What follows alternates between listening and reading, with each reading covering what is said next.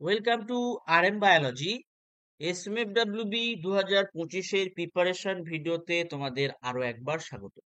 তোমরা প্রত্যেকেই জানো তোমাদের এক্সাম ডেট ডিক্লেয়ার হয়ে গেছে। এক্সাম কিন্তু তোমাদের হবে 13ই জুলাই। তো মোটামুটি আমরা যদি 13ই জুলাই পর্যন্ত হিসেব করে যাই, অর্থাৎ 12 তারিখ পর্যন্ত যদি আমরা হিসেব করি, তো কম বেশি 50 দিন তোমাদের হাতে সময় আছে প্রিপারেশনের।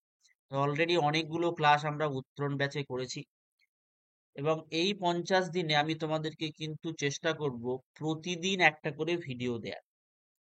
প্রচুর ব্যাচ অফলাইন টিউশন থাকার কারণে হয়তো দেয়া সম্ভব হয়ে ওঠে না, কিন্তু তোমাদের যেহেতু 50 দিন বাকি আছে, আমি খুব চেষ্টা করব প্রতিদিন একটা করে ক্লাস দেয়ার এইরকমই। তো আজকে আমরা হিউম্যান রিপ্রোডাকশন বা মানব জনন কমপ্লিট করব। এটা ক্লাস 12 এর একটা অত্যন্ত গুরুত্বপূর্ণ চ্যাপ্টার, SMFWB 2025-এর সার্কামস্ট্যান্সেস থেকে। তোমাদের ফর্ম ফিল আপ হবে 2/6 থেকে, চলবে 4/7 পর্যন্ত। যখনই ফর্ম ফিল আপ চালু হয়ে যাবে আমি কিন্তু তোমাদের দেখিয়ে দেবো কিভাবে তোমরা ফর্ম ফিল আপটা করবে। তো অনেকে আমাকে একটা কথা জিজ্ঞেস করেছো যে সিট কেন বলা নেই। অন্যান্য বছর কিন্তু সিট মেনশন করা থাকে, যে ইনফরমেশন বুলেটিন দেয়া হয় বা যে তোমার ডাটা থাকে সেখানে কিন্তু সিট মেনশন করা থাকে।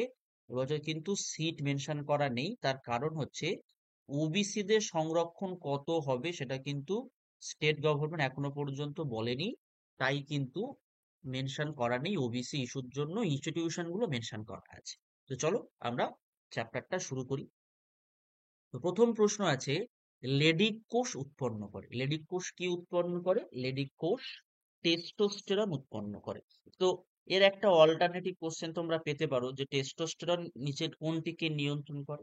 টেস্টোস্টেরন পুরুষদের টেস্টোস্টেরন পুরুষদের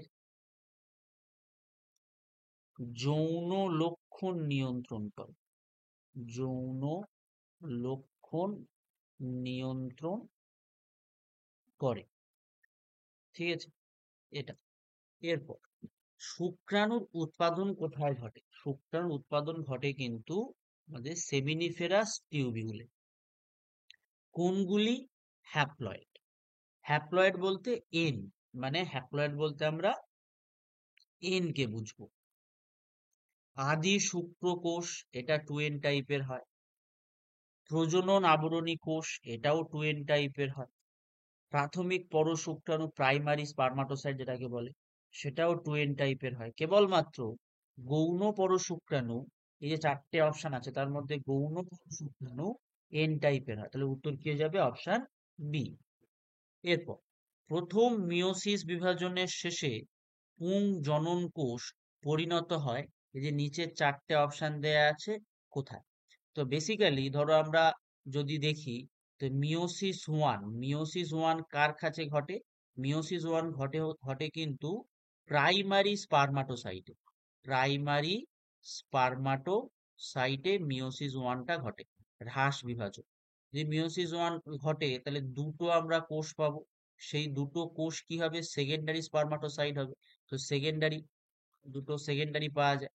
তো এই সেকেন্ডারিটা কি হয়ে যাবে? তোমার গৌণ পরশুক্রাণু হয়ে যাবে, অর্থাৎ 4-এর অপশন এ। ডিম্বাশয়ে প্রজনন কলা স্তরটি যে কোষ দিয়ে তৈরি সেটি হলো, সেটি কিন্তু ঘনকাকার কোষ। এই কোশ্চেনটা কিন্তু ইম্পর্টেন্ট আছে, এই কোশ্চেনটা বেশ বেশ ইম্পর্টেন্ট একটা কোশ্চেন। শুক্রাণু উৎপাদনের সময় কোনটি থেকে শুক্রাণু উৎপন্ন হয়? দেখো, প্রাথমিক পরশুক্রাণু থেকে গৌণ পরশুক্রাণু হয়, গৌণ পরশুক্রাণু থেকে অপরিণত শুক্রাণু হয়। সেই অপরিণত শুক্রাণু পুষ্টি, চলন ক্ষমতা এগুলো লাভ করে কিসে পরিণত হয়? পরিণত শুক্রাণুতে পরিণত হয়। তাহলে উত্তর কি হয়ে যাবে? অপরিণত শুক্রাণু।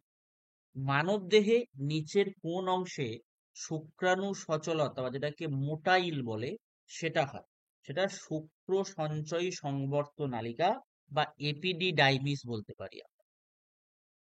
প্লাসেন্টা থেকে খরিত কোন হরমোন জরায়ু কণ্ঠের প্রসারতা বৃদ্ধি করতে সাহায্য করে? উত্তর হবে রিল্যাক্সিন। অ্যাক্রোজোম হলো এক প্রকার, অ্যাক্রোজোম কিন্তু এক প্রকার লাইসোজোম। অ্যাক্রোজোম এক প্রকার লাইসোজোম। তো এখান থেকে আরো একটা প্রশ্ন আসতে পারে যে অ্যাক্রোজোম কোন কোষীয় অঙ্গাণু থেকে সৃষ্টি হয়। অ্যাক্রোজোম কিন্তু সৃষ্টি হয় তোমার গলগি বডি থেকে সৃষ্টি হয়। এটা কিন্তু মনে করে রাখতে পারো, গলগি বডি থেকে সৃষ্টি হয়। কোনটি মানুষের শুক্রাণুতে থাকে না? নিউক্লিয়াস থাকে, মাইটোকন্ড্রিয়া থাকে, সেন্ট্রিওলও থাকে, দুটো সেন্ট্রিওল থাকে। একটা হচ্ছে প্রক্সিমাল সেন্ট্রিওল, একটা হলো তোমার প্রক্সিমাল, আর একটা হলো ডিস্টাল।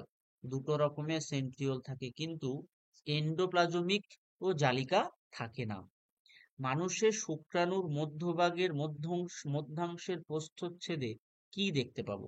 আমরা দেখতে পাবো যে মাইটোকন্ড্রিয়া পাবো মধ্যাংশে, এবং যে মাইক্রোটিবিউল থাকে সেখানে 9+2 সজ্জা বিন্যাস আমরা দেখতে পাবো, অর্থাৎ অপশন সি।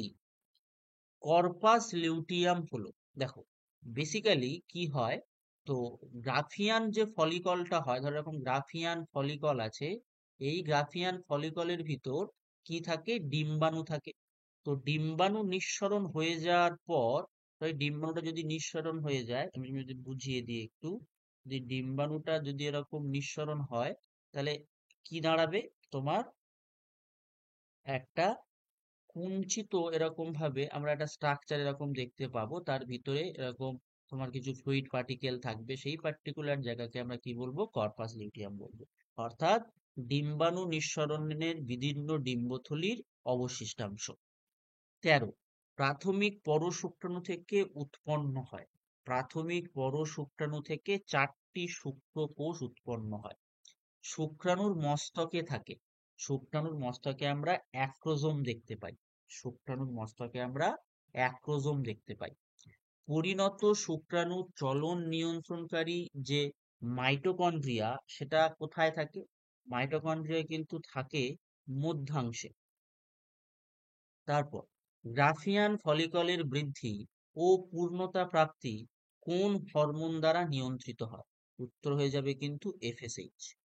শুক্রাশয় থলিতে শুক্রাশয় নামতে অসফল হলে সেই অবস্থাকে কি বলা হয়? ক্রিপ্টোক্রিটিজম। এটা একটা পুরুষদের রোগ। শুক্রাণুর অ্যাক্রোজোমে কি থাকে? রনিডেজ আর অ্যাক্রোসিন থাকে। টেস্টোস্টেরন খরিত হয়, প্রথম প্রশ্নতেই পাবে তোমরা, এটা আমাকে কমেন্ট করো। প্রথম প্রশ্নে আমি বলে দিয়েছি, তো এটাকে আমাকে কমেন্ট করে দাও, এটা উত্তর কি হবে। নিম্নলিখিত কোথায় ক্যাপাসিটেশন ঘটে? স্ত্রী জননতন্ত্রে। প্রথম নির্গত মাতৃদুগ্ধকে কি বলা হয়? কোলোস্ট্রাম বলা হয়। প্রথম নির্গত মাতৃদুগ্ধকে আমরা কি বলবো? কোলোস্ট্রাম বলবো। তো এখান থেকে একটা প্রশ্ন তোমরা পেতে পারো, এটা রিলেটেড প্রশ্ন আসে, যে কোলোস্ট্রামে কোন ধরনের অ্যান্টিবডি উপস্থিত থাকে? উত্তর হবে আইজিএ উপস্থিত থাকে।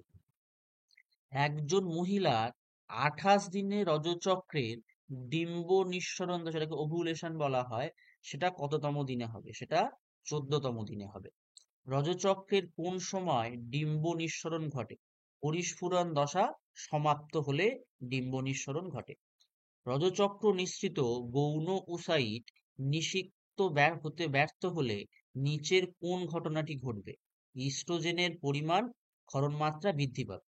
মেনোপোজ সংক্রান্ত নিচের কোন বাক্যটি সঠিক?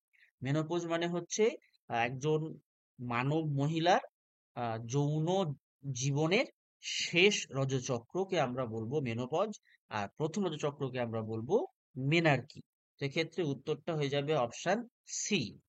দুগ্ধ নিঃসরণের জন্য দায়ী হরমোনটি হলো, এটা আমাকে কমেন্ট করো। আমি প্রত্যেকটা সেটেই দুটো দুটো করে কমেন্ট করতে বলি, তো এটা আমাকে কমেন্ট করো যে উত্তর কি হবে। গ্রাফিয়ান ফলিকল নিঃসরণ করে, গ্রাফিয়ান ফলিকল কিন্তু সেকেন্ডারি ওসাইট নিঃসরণ করে। তারপর মানুষের গর্ভাবস্থার গড় স্থায়িত্বকাল কত? মানুষের গর্ভাবস্থার গড় স্থায়িত্বকাল কিন্তু 280 দিন। গর্ভকালীন অবস্থায় কোন বা কোন হরমোনগুলি তোমার উৎপন্ন হয়? এগুলো কিন্তু সবগুলোই হবে কারেক্ট, সবগুলো অপশন ডি। স্ত্রী দেহে রোপণ পদ্ধতিটি ভ্রূণের কোন দশায় ঘটে? ব্লাস্টোসিস্ট দশায় ঘটে। তো আজকের আমরা 30টা প্রশ্ন করলাম। এই 30টা প্রশ্ন থেকে তোমরা যে একটা বা দুটো প্রশ্ন হিউম্যান রিপ্রোডাকশন থেকে আসে, এখান থেকেই কিন্তু তোমরা পেয়ে যাবে। এছাড়াও তোমরা স্টাডি মেটেরিয়াল কালেক্ট করতে পারো, যেখানে প্রচুর পরিমাণে ইনফরমেশন দেয়া আছে। সেই ইনফরমেশন করলে তোমাদের যে এমসিকিউ আসুক না কেন, তোমরা কিন্তু সেটা সলভ করতে পারবে। তাই অবশ্যই অবশ্যই করে স্টাডি মেটেরিয়ালটা কালেক্ট করার জন্য যোগাযোগ করো 7501656953। এই পার্টিকুলার নাম্বারে যোগাযোগ করলে এখন কিন্তু আর্লি বার্ড অফার চলছে, যেহেতু তোমাদের ফর্ম ফিল আপের নোটিফিকেশন সবে সবে প্রকাশিত হয়েছে, তাই একটা কিন্তু স্পেশাল ডিসকাউন্ট চলছে। অবশ্যই অবশ্যই এই নাম্বারে যোগাযোগ করো এবং স্টাডি মেটেরিয়ালটা কালেক্ট করো। স্টাডি মেটেরিয়াল প্লাস উত্তরণ ব্যাচ ইকুয়াল টু তোমার সিলেকশন। আজকের ভিডিওটি এই পর্যন্তই।